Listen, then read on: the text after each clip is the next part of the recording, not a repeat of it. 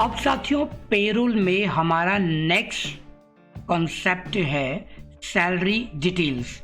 आज हम salary details के बारे में ही बात करेंगे क्योंकि हमने ऑलरेडी एम्प्लॉयज़ ग्रुप बना रखा है, एम्प्लॉयज़ बना रखा है, यूनिट बना रखा है, अटेंडेंस बनाई, पे हेड्स बना रखे हैं और अब बारी सैलरी डिटेल की। सैलरी डिटेल में आपको वो सारे अमाउंट्स बताने होते हैं जो कि आपने उस पर्टिकुलर हेड के लिए दिया हुआ है। तो हम इसको डिफाइन कर देते हैं। पहले सैलरी डिटेल डिफाइन। अब डिफाइन कैसे करना है, एक एक एम्प्लॉय का करेंगे या डिपार्टमेंट वाइज करेंगे। पहले मैं आपको एक एम्प्लॉयज़ के अकॉर्डिंग दिखाता हूँ और फिर डिपार्टमेंट बताऊँगा मैं आपको। तो मैं यहाँ पर ले लेता हूँ साथियों सेल्स डिपार्टमेंट के एक एम्प्लॉय का ले लेता हूँ, राजीव वत्स। एम्प्लॉय कोड भी दिया इनका, इनकी सैलरी डिटेल देते हैं। अब यहाँ पर आपको वो डेट देनी है कब से ये एप्लीकेबल है, सो 1-4, और वो सारी फील्ड्स आपको ऐड करनी है जो कि इनकी सैलरी में दी जाती है या डिडक्ट की जाती है। तो राइट साइड में लिस्ट आ रही है। सबसे पहला हमेशा ही बेसिक सैलरी होगा, उसमें तो कोई बदलाव नहीं क्योंकि बेसिक सैलरी के बेस पर ही सारे बदलाव होंगे।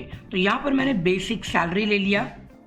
अब इस बेसिक सैलरी में साथियों अमाउंट देंगे।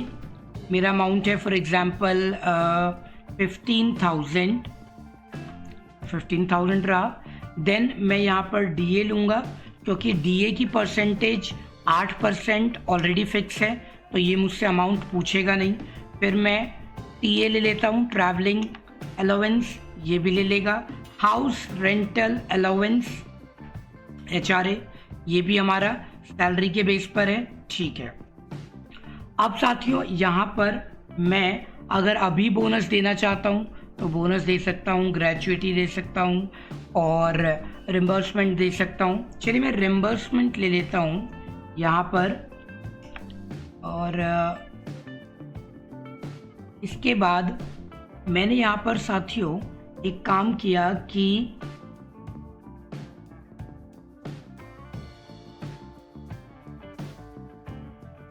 तो वो हम आगे भी देख लेंगे। अब हम डिडक्शन देखते हैं। तो मैं यहाँ डिडक्शन ले लेता हूँ कि एम्प्लॉय का डिडक्शन हमारा हो जाएगा ESI राइट साइड से सिलेक्ट करते हैं कौन सा वाला ESI आपको लेना है। यहाँ ये ESI आ गया तो एंटर। देन ESI के बाद प्रोविडेंट फंड लेना है आपको, PF आपको एम्प्लॉयज़ का लेना है फ़िलहाल, ठीक है। एंड देन और भी कुछ हेड आपको ऐड करने हैं तो ले सकते हैं। यहाँ पर नेक्स्ट ले लेते हैं। तो नेक्स्ट में हम इसमें ESI रह गया था, ESI employ contribution in ESI ये लिया हमने। देन नेक्स्ट और भी कोई फील्ड आप डालना चाहते हैं तो ले सकते हैं। मैं इसमें एक और डाल देता हूँ, एम्प्लॉयज़ कंट्रीब्यूशन डाल देता हूँ, ये यहाँ आ जाएगा। अच्छा साथियों इसी पैटर्न पे होगा, मैंने इसको बहुत ज़्यादा लेंदी नहीं बनाया।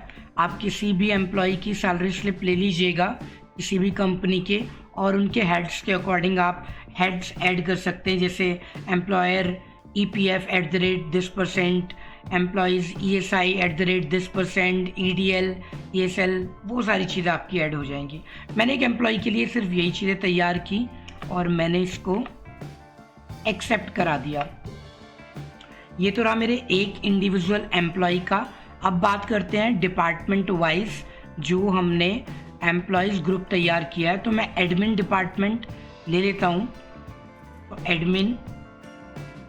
एडमिन में जो भी लोग काम करते हैं उनके लिए 1 अप्रैल से मैं दे रहा हूँ। तो यहाँ पर उन सभी एम्प्लॉयज़ की सैलरी क्या होगी, एडमिन के सभी एम्प्लॉयज़ की सैलरी मैंने दे दी। बेसिक सैलरी 25,000 एंड देन उसके बाद उनको हम DA CA, HRA और उनका ले लेते हैं नेक्स्ट। बस इनको हम इतना ही दे रहे हैं, और चीज़ें अलाउड नहीं है तो हटाते हैं इनको और एक्सेप्ट करा देते हैं। तो मैं जस्ट डेमो के लिए कुछ चीज़ें इसमें से रिमूव कर रहा हूँ, सारी चीज़ें ऐड कर रहा हूँ।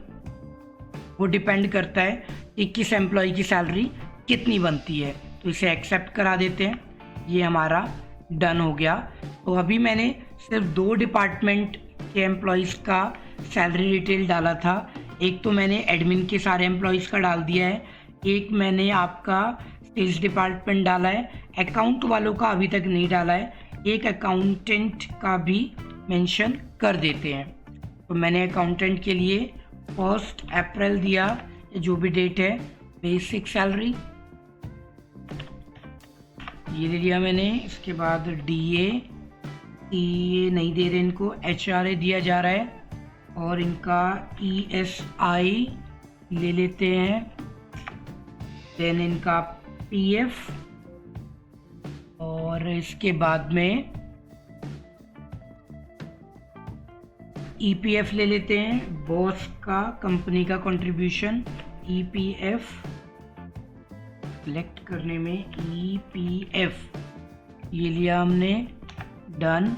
और कोई चीज़ नहीं है तो ठीक है।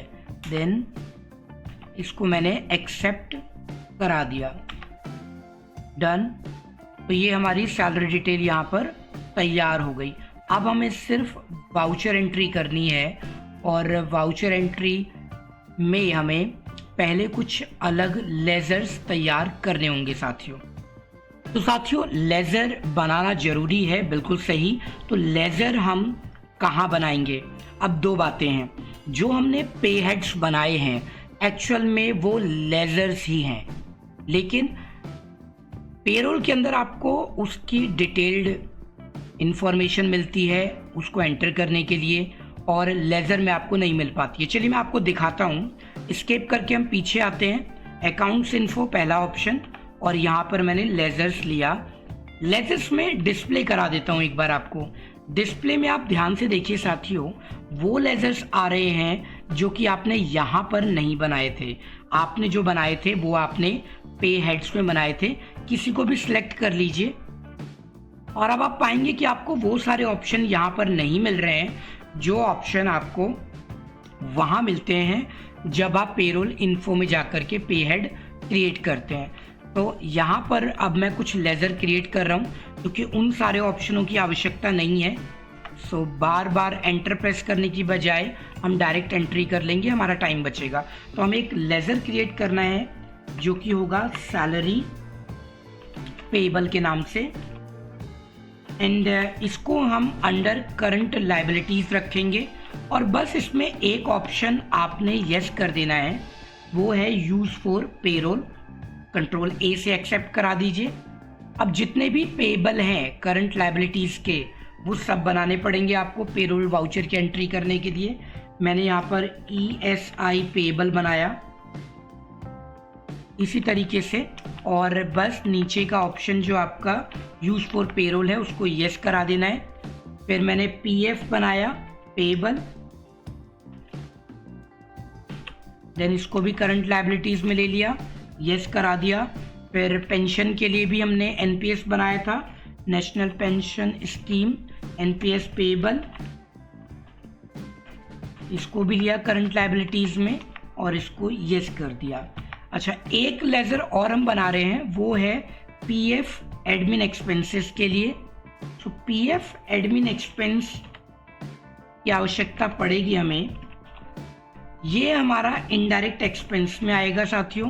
तो मैंने इनडायरेक्ट एक्सपेंस लिया, लेकिन साथियों इसमें जो है यूज फॉर पेरोल उसको आपने नो रखना है। इसमें आप यस नहीं करेंगे वरना वो वहाँ पूछेगा नहीं आपसे, ठीक है। तो मैं इसको यहीं पर रहने देता हूँ। तो नो रखा मैंने, कंट्रोल A से एक्सेप्ट कराया। और बैंक का लेज़र तो ऑलरेडी आपके पास होगा, मेरे इस कंपनी में नहीं है। तो SBI मैंने इसको बना दिया क्योंकि हम सैलरी पे करेंगे चेक के माध्यम से। हम कैश में नहीं देंगे, बैंक टू बैंक देंगे। तो ये हमने लेजर्स तैयार कर लिए साथियों। अब बारी आती है कि आपको पेरोल वाउचर में जाना है और पेरोल की एंट्री करनी है। सो पेरोल वाउचर आपको गेटवे ऑफ टैली पर दिख जाएगा। इसमें 2 वाउचर मेन है, अटेंडेंस, पेरोल, साथ ही साथ आपको जनरल वाउचर में एंट्री करनी होगी और आपको करनी होगी पेमेंट वाउचर में एंट्री। ठीक है, तो उसके लिए साथियों हम अगले चैप्टर में डिस्कस करेंगे। फिलहाल आप इस चैप्टर के असाइनमेंट जरूर कर लीजिएगा। आगे बढ़ते हैं और वो पेरोल की लास्ट वीडियो होगी।